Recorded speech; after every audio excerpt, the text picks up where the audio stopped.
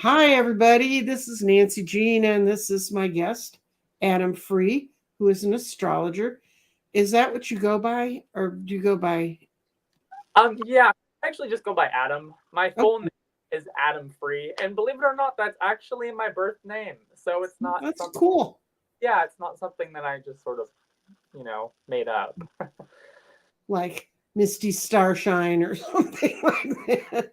Yeah, yeah. Well, Nancy Jean is my real name. I just don't use my last name. Uh huh. Uh huh. I don't have a cool one. I have one that's hard to spell, and people always misspell it. So how's it going, guy? It's going great. Just here in California, we have had so much rain, and we are definitely out of a drought.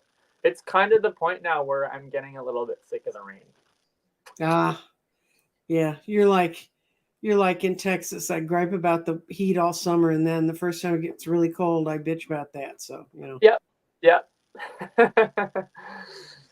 So I did look up. Um, Adam and I were talking last night, and I looked up for you Virgo stones, Ooh.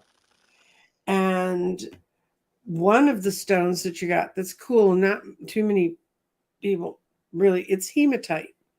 It's Oh. actually it's iron that's very highly polished. Uh huh.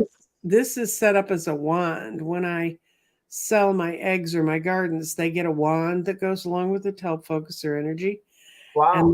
that's a hematite wand. And then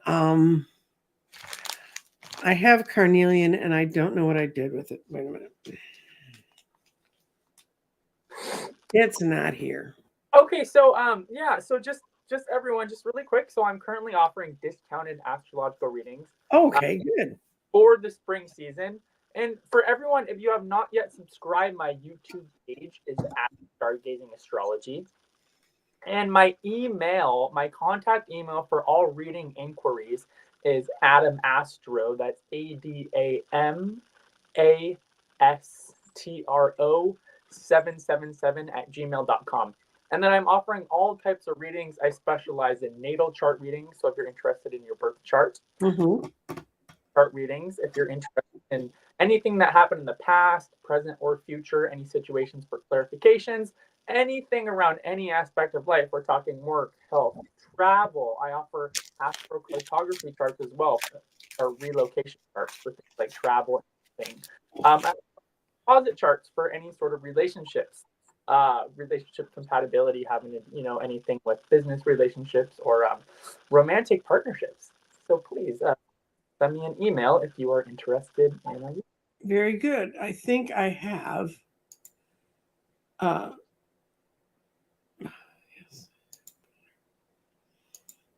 this is your. Is that right?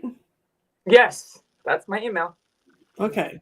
So if you guys want to jot that down quickly before we get too far into this, now y'all, I don't know what's been going on. Maybe it's because it's spring. Maybe it's because it's Easter week. But we only got a couple questions to kind of kick us off. Okay. And let's see. This was, I think I read this 2 days ago, but it wasn't marked as having been put up. So I'm putting it up again.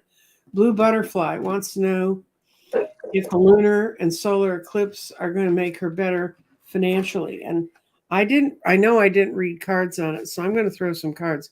Do you want to just do it intuitively? Because, Sure. Yeah. Uh, so, so just logically, so whenever I look at something like finances, I think of finances in the realm of Earth. Um, mhm, and finances are having a lot to do with, say the sign of Taurus.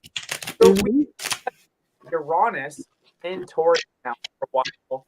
Uranus is a generational aspect, so it moves much slower across the signs. Uranus is ability. We get ups, we get downs, behavior, things like Uranus in common with Taurus, which is the finances. So can be an instability in finances. Another thing that's going on is the planet Jupiter is sitting next to Uranus. So Jupiter is going to be expanding that Uranian energy, making it a potential volatile time financially, volatile as far as gains and losses. Uh, mhm, you know, things like the stock market we have seen, or excuse me, the crypto market we have seen rising up slowly. You know, Mhm. rise. Um, I would definitely say, astrologically speaking, with this aspect, it wouldn't be a time to um, rely on a lady luck. Um, Mhm. you know, so the question is, how will things get better for me? I don't want Mhm. to say better, but I'll say things astrologically speaking are a bit unstable right now. Mercury is also, you know, in the retrograde position. It's never a time to move forward with Mercury in retrograde. A lot of Right. times, review of things that happened in the past and a refining of things that happened in order to set off again onto a new trajectory when Mercury goes direct in several weeks. Mhm. Um, so yeah, that's pretty much my Kind of ask. what I got. I know why she's asking, will it get better? She's been having some downturns, Okay. and that she's been having a really hard time getting anything going. And Yeah. that's the past. But in the present right now, you're thinking about investing in something. And if you've already kind of got it moving in that direction, Mercury retrograde means think it through slowly, but it won't be as affected as if you came up with it after the retrograde started. Okay. And the retrograde starts on April 1st. April Fool's Day. Um, and then this is your word of warning because Jupiter's a big bag of gas. I mean, ultimately, it is not a solid planet, it is a star. And so it's really easy when you put your fortunes in with Jupiter to get too enthused and get overactive about it. But you're going to, if you, temperance is the right way. And if you do temperance, then it's yes, your finances are clearly going to be moving in the right direction. Okay. Hmm. That's a card reading on it, kids. That's not, Hmm. Hmm. except we threw in the retrograde. Yeah. So for everyone out there, so just you know, a little synopsis on the eclipses. So Mhm. uh, you know, I see the planetary movements, the chart, everything is a symbol of for energy, and all represents different types of energy, types of archetypes. And during these eclipse times, there's a strong movement of energy that happens in a small amount of time.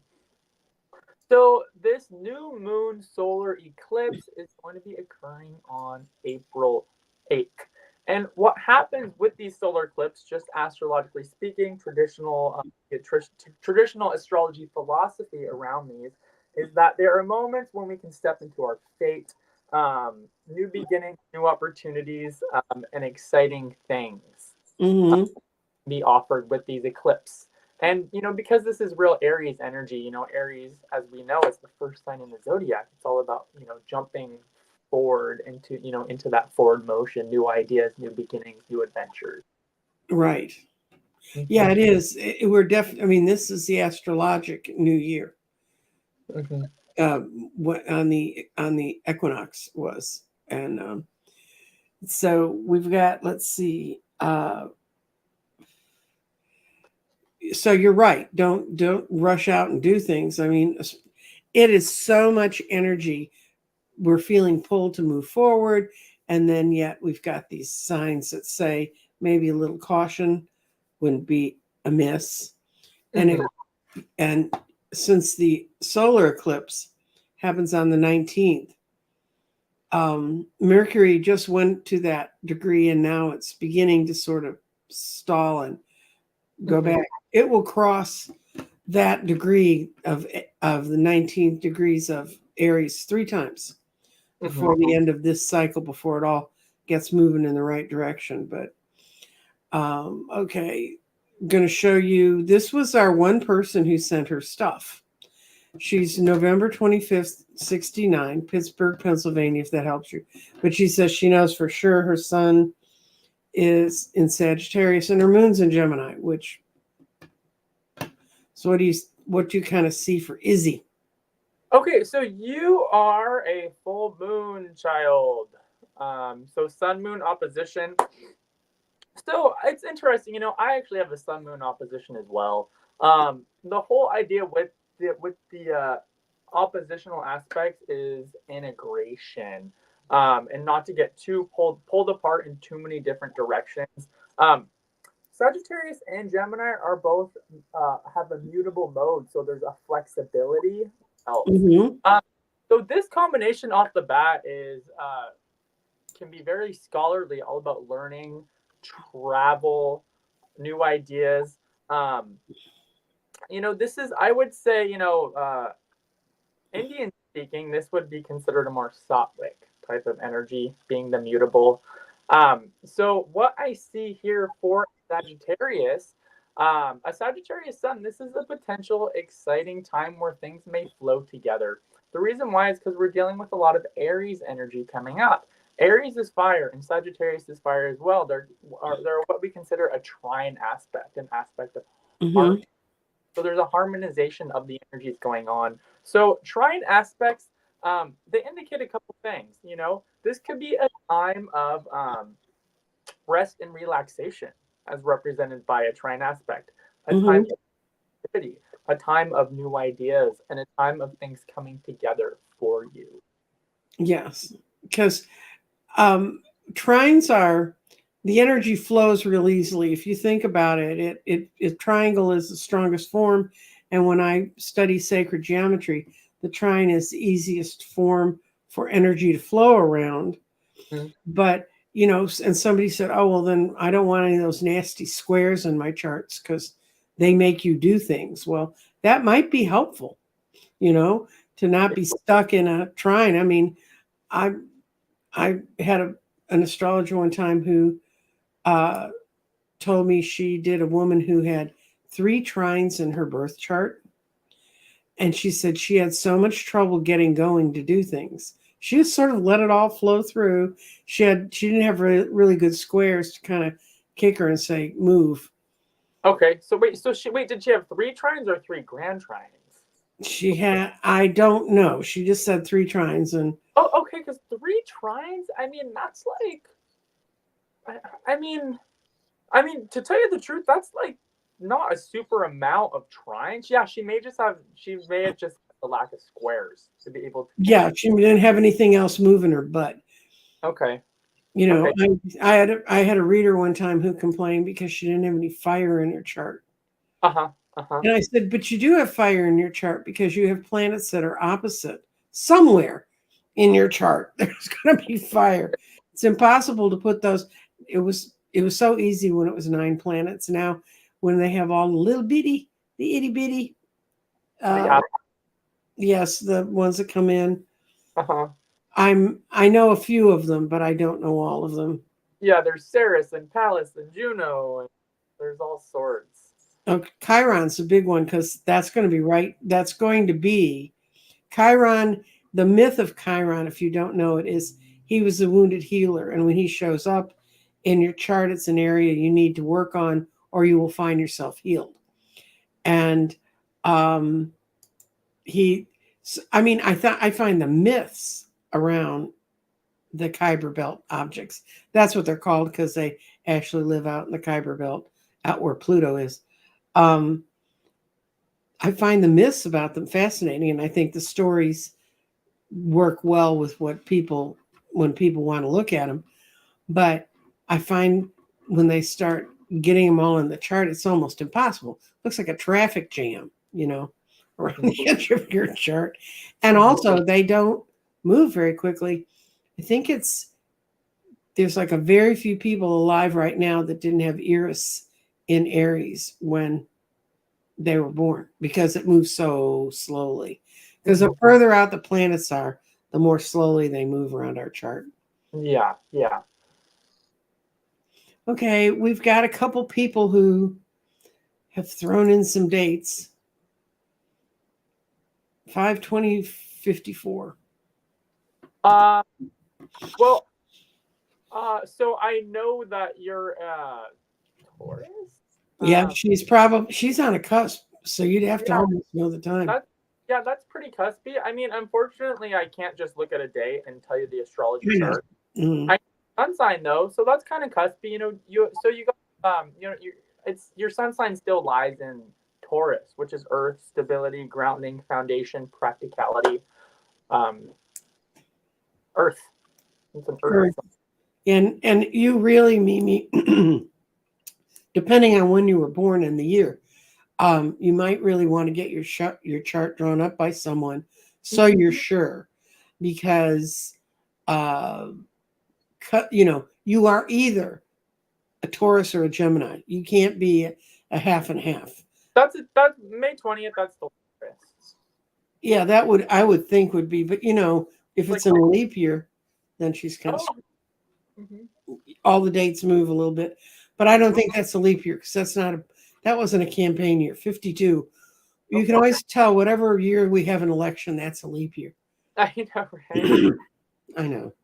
Weird Mhm. things you learn when you work in politics. Okay. Got another one, and Sun in Aries, Moon in Virgo.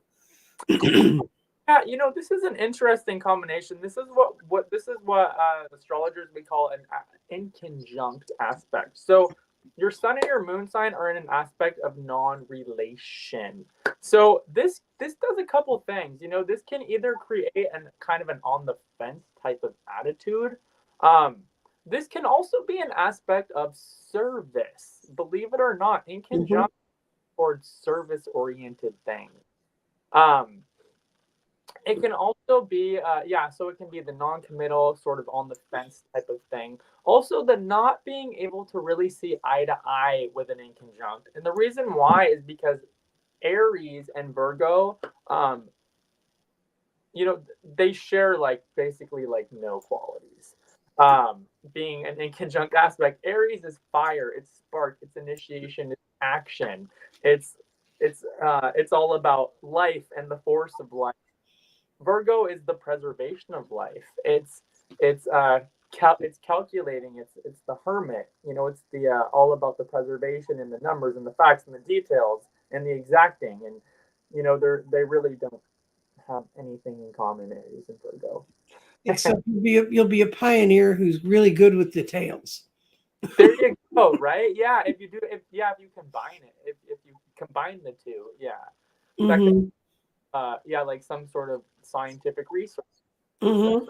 Some groundbreaking, scientific research type of thing. Yeah, the other people who are good in Virgo are people who work with the trivia of the legal system. But yeah, trivia. Trivia and the minutia. That's all Hmm. Virgo. And that's no offense to people in law. I think. Okay, we got another one. This is Rose Blue. She's down here in Texas. 8864. Well, you've got two master. You got two interesting power numbers in your birth date, the 8 and the 8. So Leo Libra, that's what's called a sextile aspect. Air and fire, they feed off each other. They're in a harmonious aspect. This is called an aspect of opportunity, a creative. Leo Sun Libra rising. That is conducive toward getting things done. That Mhm. feed off each other. So it's definitely a creative aspect. A lot of creative potential with that. Yeah, I don't get the feeling that Rose Blue was a shy child. Yeah, that's also very That's true. Leo and Libra tend to be pretty social types of signs. Mhm. Um, that's a nice combination in the sense that Leo is really, Leo typically likes to take the center stage and be the center of attention, but Libra is really much about a relationship in harmony, compatibility. So it kind of tempers down the uh, the potential self-centeredness that Leo could have. Yeah, but she'd be great at organizing parties, getting Oh, great, everybody to yeah. feel happy. Mhm. Anything social with that aspect. Okay, 7-Eleven. Oh, we have a bunch of stores named after that. Oh, 47 Bethesda, Maryland. Cancer Sun, Aries Moon. Okay, interesting. Yeah, you actually have a Sun Moon square. So this is a cardinal square. So the mode of operation for the Cancer Sun and the Aries Moon is cardinal. This is great for action, initiation, and dynamism.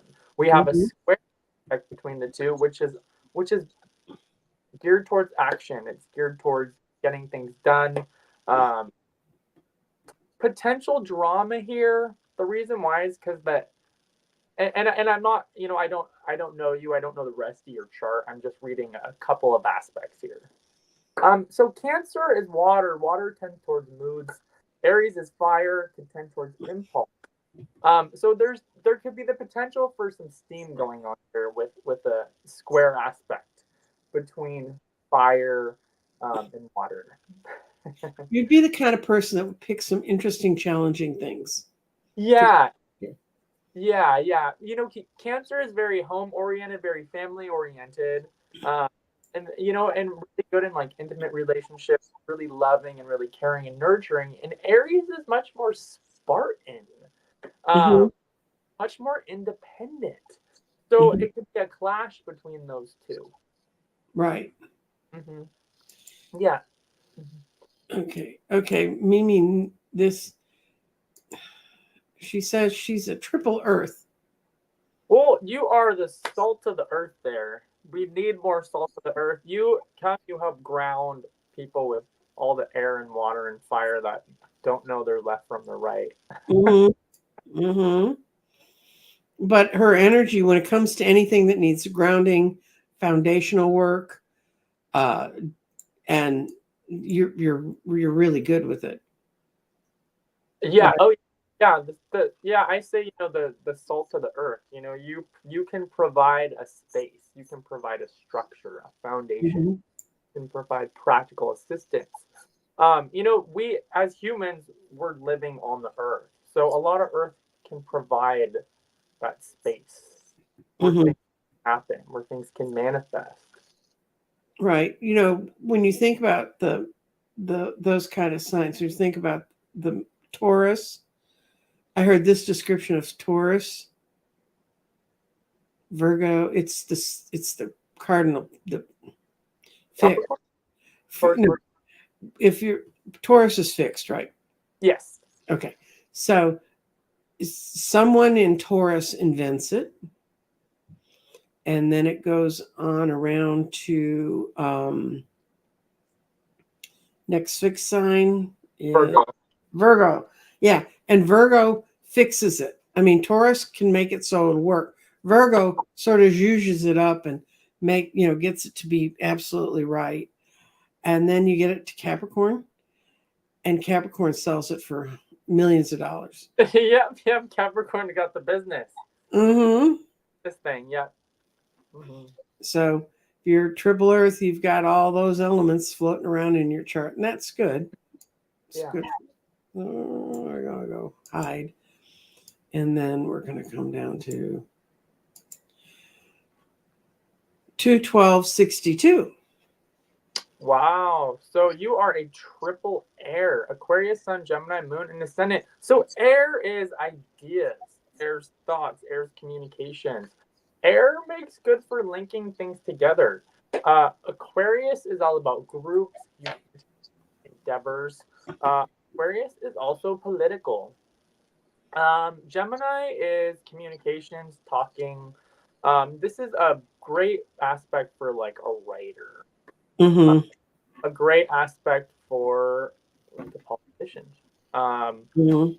community organizer, things Mm-hmm. like that. Heightened communication, uh, very social aspect here, and air too. Air is the formation of thoughts and ideas. So a lot of thoughts, a lot of ideas going on with the triple air. Potential genius as well with Aquarius Sun. I find Aquarius can be very progressive, very forward thinking, as long as they don't get too stubborn and too fixed in one point of view.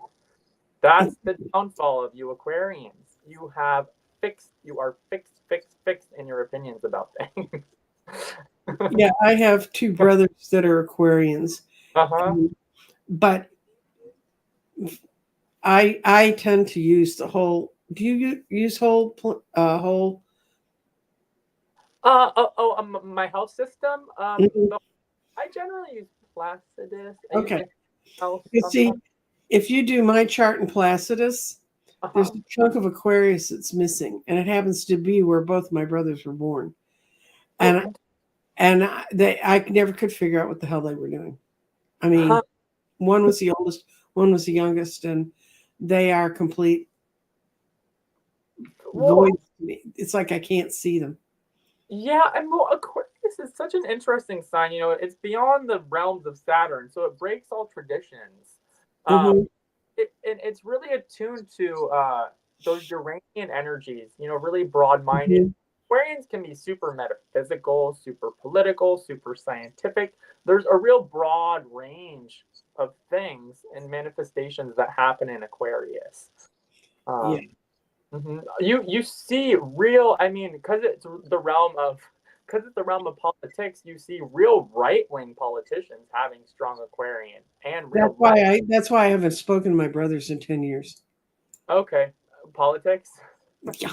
Well, they're both retired now. One was a lawyer, one was a physician, Hmm. and the one that was a physician, he was a natural. The rest of his chart showed he was a natural healing empath, but he Okay. chose anesthesia as his thing to work in. Wow. And he burned out in his mid 50s because he he knew how to fix the people better, and he knew what they were doing was kind of not wrong, but just not to their best interest. And I tried to talk to him about it once, and that's sort of last conversation he and I had. Wow.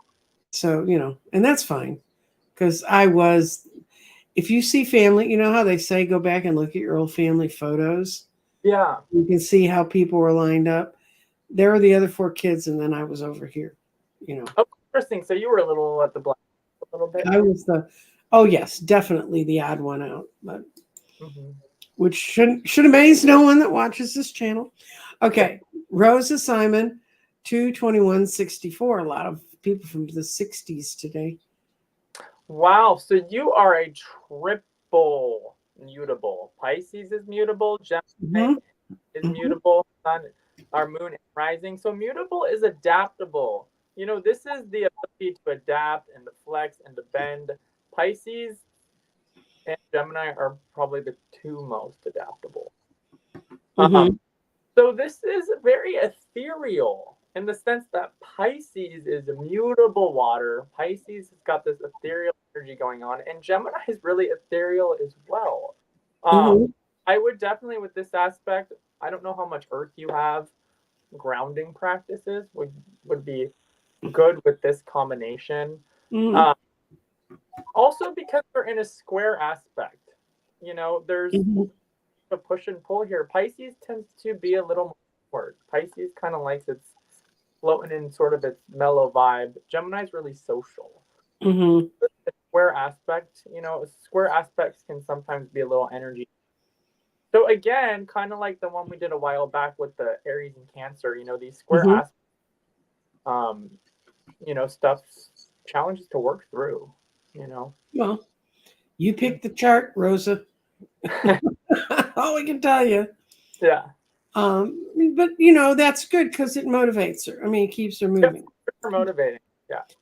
I got another one here. Tell me when your head's exploding, Adam. Okay. Uh, 82678. So Virgo, Gemini, Gemini room, so Gemini moon, and Scorpio rising. So Virgo and Gemini, so that's another square aspect as well. So Virgo's communication, um, intellect, Gemini's communication, intellect as well. So this is a high emphasis on Mercury, intellect. Mhm. However, they are in a square aspect. So this could have a potential, sort of paradoxical thing going on. If you can combine these two, though, there's the potential for like a wonderful scientist or a writer or a good communicator. When you're not at, A really good detailed admin. yeah, a good detailed admin. And the Scorpio rising gives a little bit of depth and perhaps a little more emotional complexity, um, because Virgo and Gemini are so intellectual. Hmm. Okay.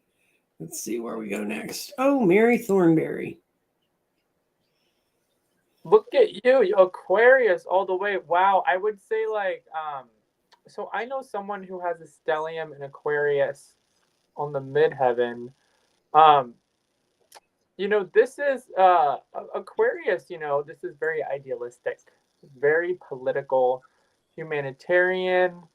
Um this is this is the potential to really dedicate yourself, to like a cause.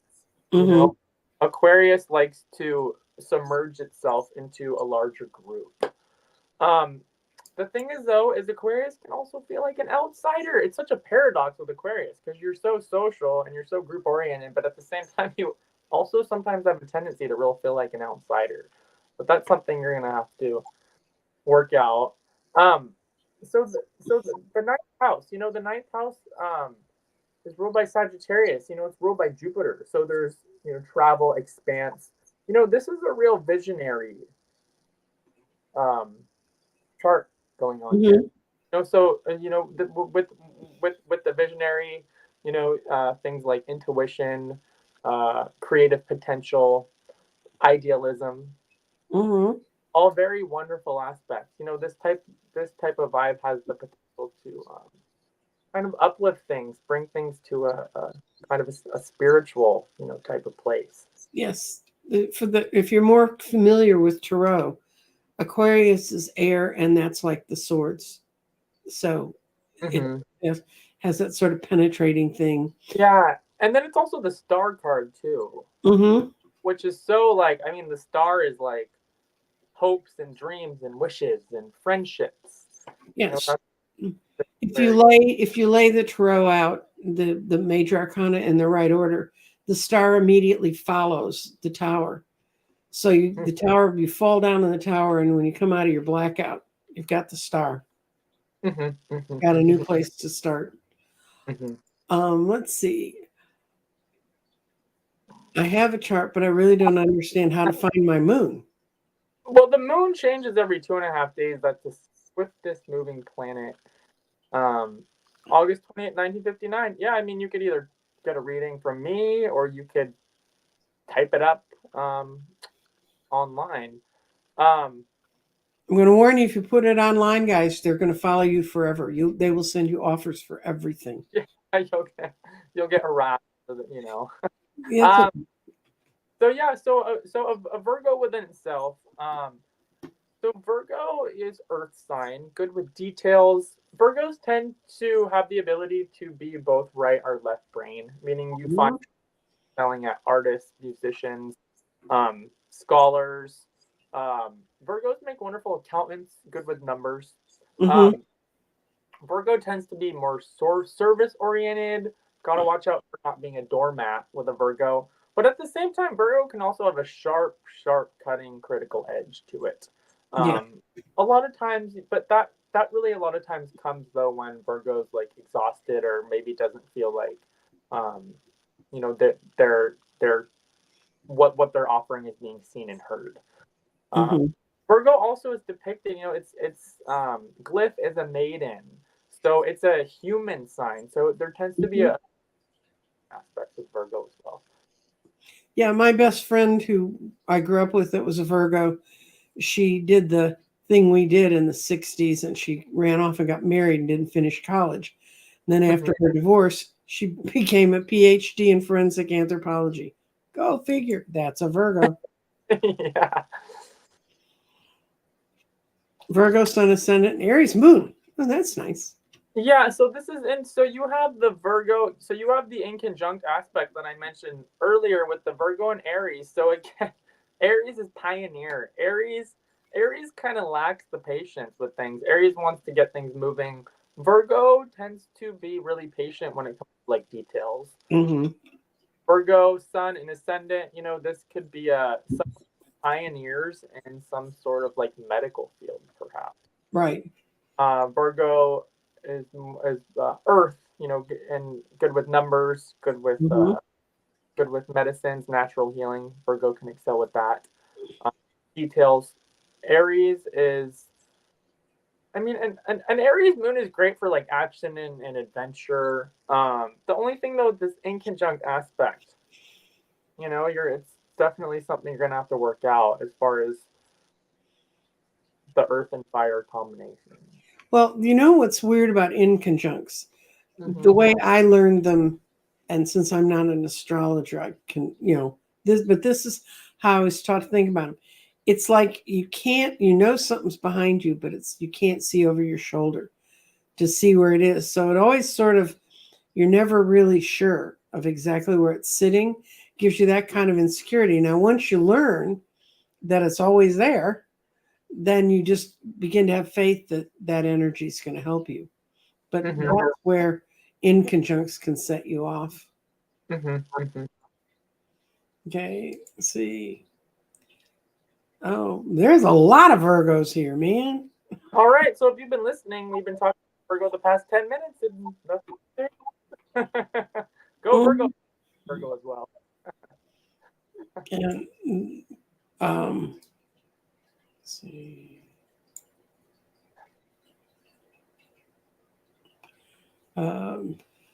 Here's one. February 8th. It's another Aquarius. We're getting Aquariuses and Virgos out the wazoo. Aquarius, lots of Virgo. Okay, so Aries rising brings action, adventure, and excitement and passion.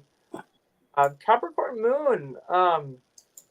Capricorn moon is more serious, more practical, more pragmatic.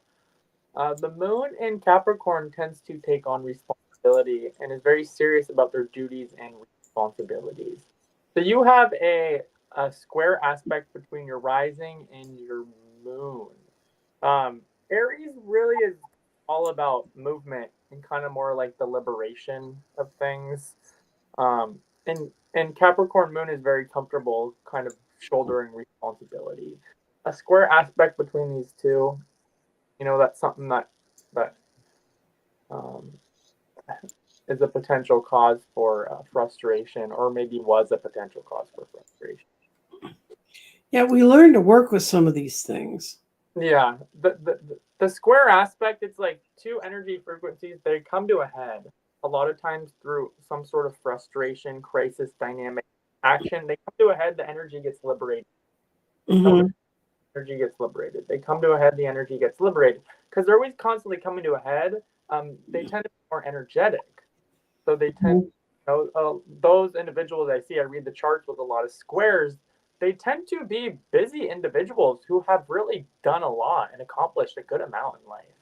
And they're building a base. If they're squares, and if you think of them in sacred geometry, they're building a square. They're building the base that they can continue to build from after their initial of I am, I have, I feel. And then they get to where they can stake those elements together and build. Mm-hmm. Mm-hmm. So, and I am also a brother who's a Capricorn. He's a pain in the ass too, but he was always good at building everything. Let me tell you, nothing stopped. Capricorn, but they're also really good at like sticking to like some sort of something and like not swaying. Mm-hmm. Amazing discipline. He got accepted at West Point, Yeah. and he wanted to be a doctor, Mm-hmm. and so he passed on his West Point appointment because at that time they didn't have a track within West Point for you to be trained in medicine, and he didn't want to have to wait 6 years and then train. Mm-hmm. Mm-hmm. But then he became a Rhodes Scholar. So anyway, that's Capricorn. So Cancer, Sun, Taurus, Moon, those are in a sextile aspect. So that's an aspect of creative opportunity. The Earth here, the water and the Earth, they really feed each other. This is a real compatible aspect. Things like home, garden, children with the Cancer, Sun, Taurus, Moon, art, Mm-hmm. material stability, material foundations. Great aspect for like a gardener or a plant. With this aspect, that's your sun, moon. That's a fortunate combination. There's always an opportunity with Cancer and Taurus. And then the Gemini rising, it adds a little bit of maybe pizzazz. Maybe a little bit of movement and dynamic. Mm-hmm. Because an earth water could potentially have a tendency to get a little muddy. Mm-hmm. Maybe lighten up the mud a little. Yeah. Mm-hmm. Cancer sun can have a tendency towards moods. There could be a moody stuff going on with Cancer. Yeah, I have my moon is in Cancer, but my sun is in Taurus. Okay. But I can definitely tell you when that moody stuff's hitting. Yeah. Libra Sun, Taurus Moon, Capricorn Ascendant. Oh. Okay, so your sun and your moon are both ruled by Venus. So the Mm-hmm. real aspect of an artist. Another thing though is see what you have here again is you have the inconjunct aspects that we were talking about. So this one's kind of interesting, you know, the the inconjuncts they could make for like indecision, indecisiveness, perhaps. Um, a great aspect for an artist though, someone who loves beauty. This is a real you know, Libra Sun Taurus Moon, that's real like could be like real like relationship oriented. Um, Mm-hmm. with the Libra and the Taurus. The Capricorn adds a bit of ambition to these. Mm-hmm. Would be a wonderful like I mean this is a combination of someone who could potentially like make a living as like an artist, some sort of artist. Mm-hmm. Or even real estate, you know.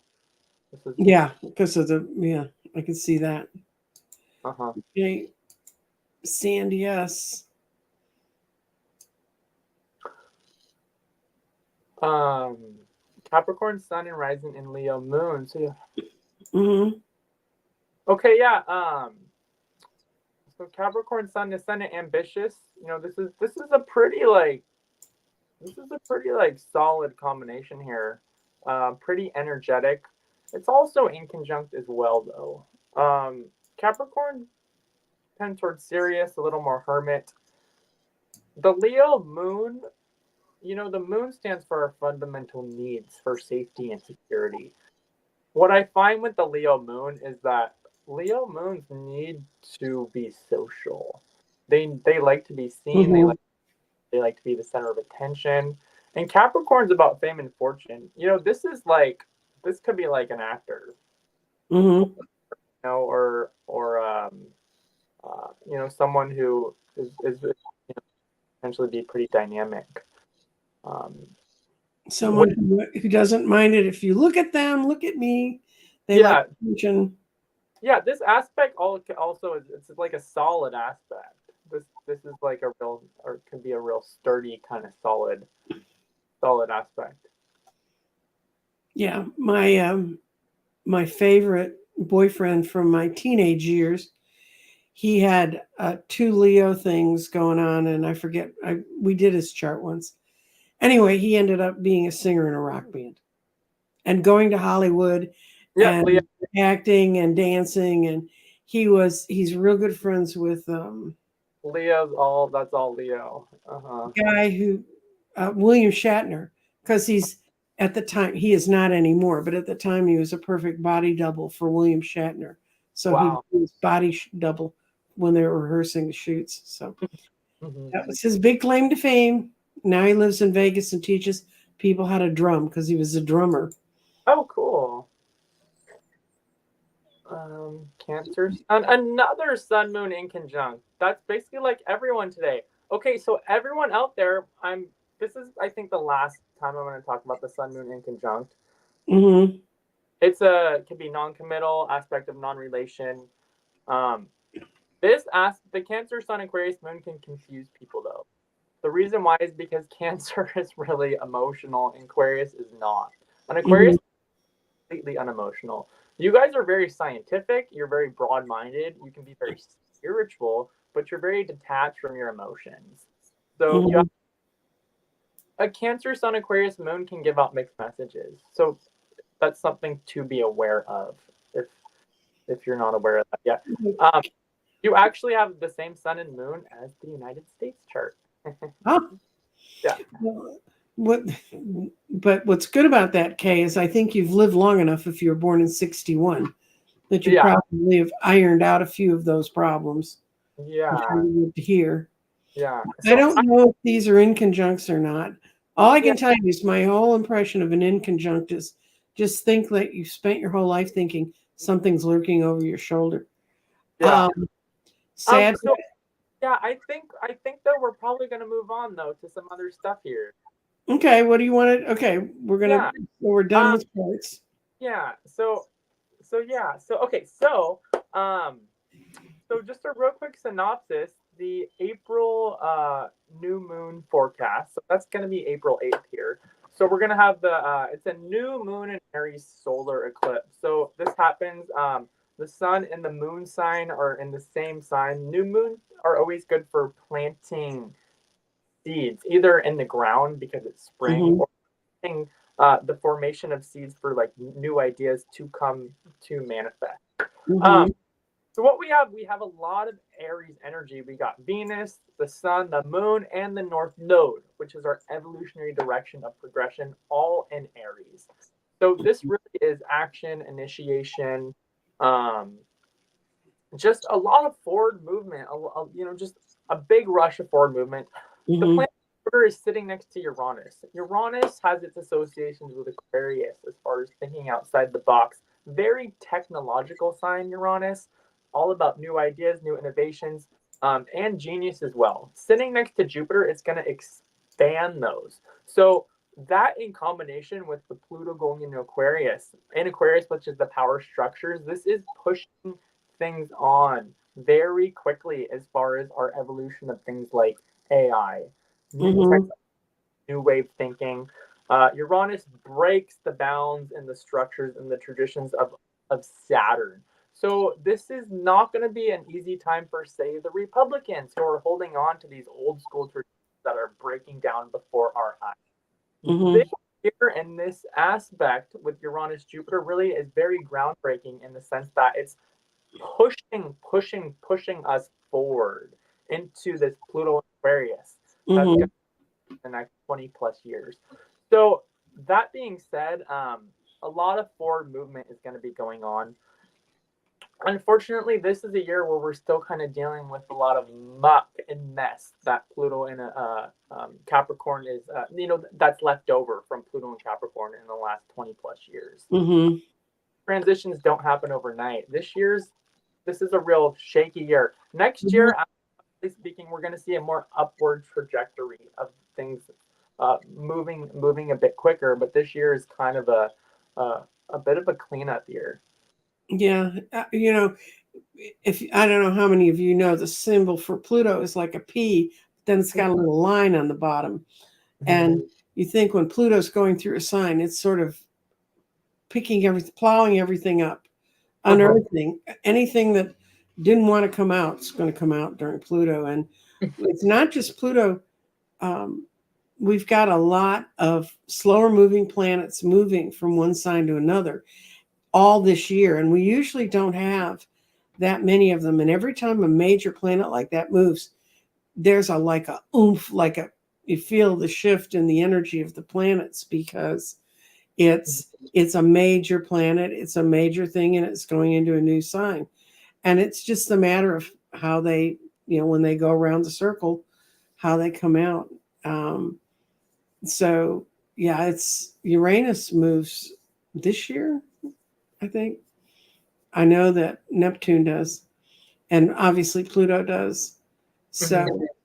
one of the things that Adam and I were talking about was yesterday. Did you ever find out any more information about out of bounds?